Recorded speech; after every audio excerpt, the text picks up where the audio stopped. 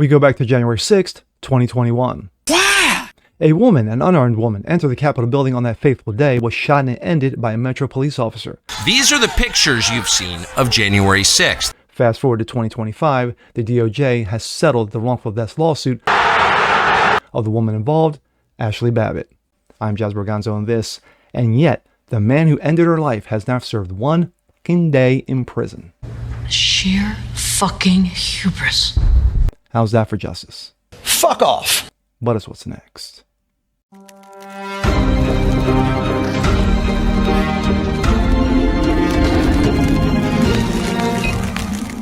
What's up, ladies and gentlemen? Jazz Borganzo. What's next? Your daily dose. Hope you guys are feeling good today on this Monday. Well, this is something that I expected sooner, but I guess better late than never. We take a trip in the way back.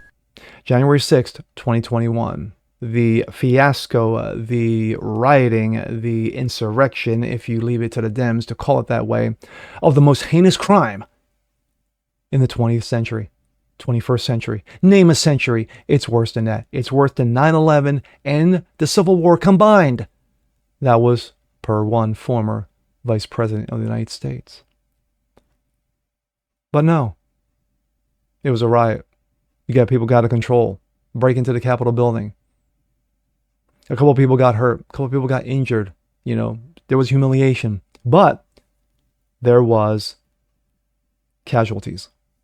And one of those casualties was one Ashli Babbitt, an unarmed woman who served 14 years in the military, who felt that her country had done her wrong.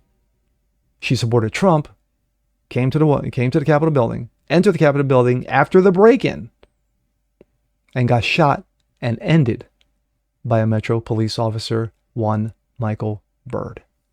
Well, fast forward to 2025. The DOJ and the family of Ashli Babbitt have settled for an undisclosed amount in the wrongful death lawsuit of their daughter.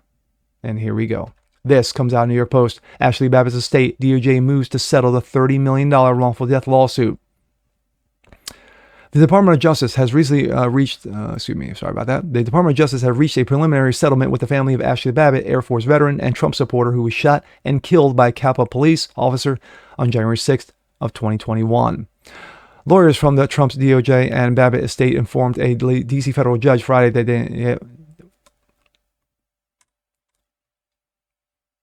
This coming from the New York Post. Ashli Babbitt's estate, DOJ, moves to settle $30 million wrongful death lawsuit. The Department of Justice have reached a preliminary settlement with the family. The Department of... Holy cow, right?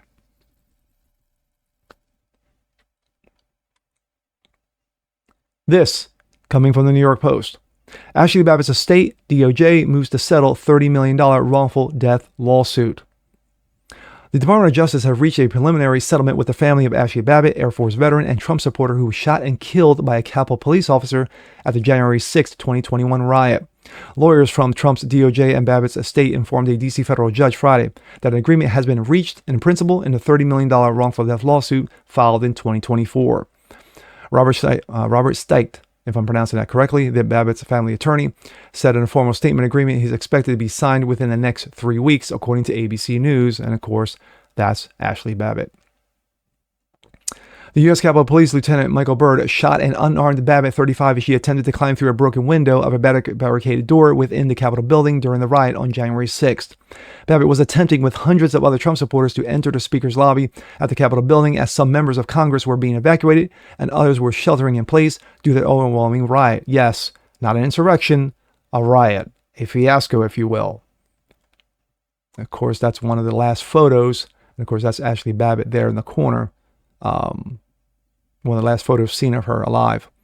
Only one shot was fired, hitting the United States Air Force veteran in the shoulder. She was transported from the riot to Washington Hospital Center, where she succumbed to her injuries. Byrd was cleared of any wrongdoing. Let me repeat that. Michael Byrd, the man who shot an unarmed woman, was cleared of any wrongdoing after internal investigation by U.S. Capitol Police in which he found he acted in self-defense. Yes, because his life was in danger by an unarmed woman who weighed about 120 pounds. Sure. and the defense of members of Congress.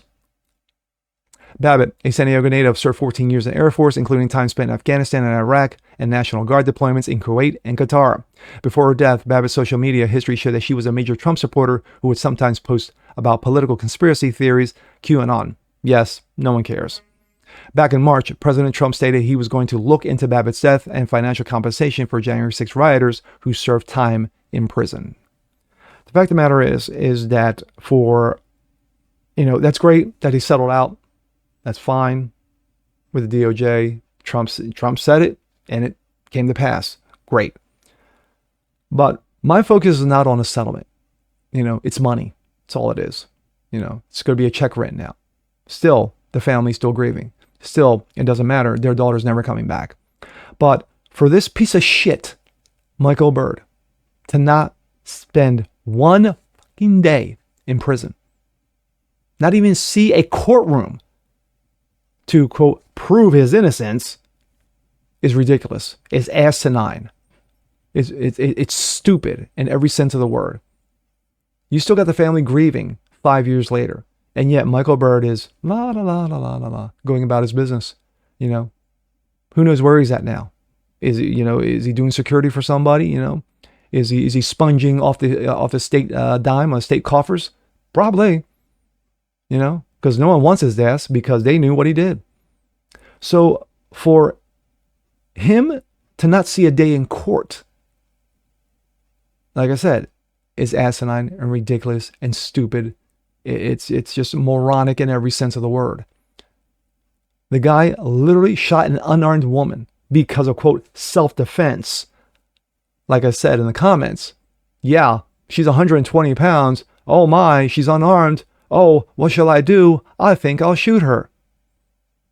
Guy's a piece of shit. The guy's an absolute piece of shit. And again, condolences to the family 5 years later. I'm glad something came out of it. But unfortunately, that something should have been a court trial and should have been a sentence of 30 years or even the death penalty itself. But that's just me.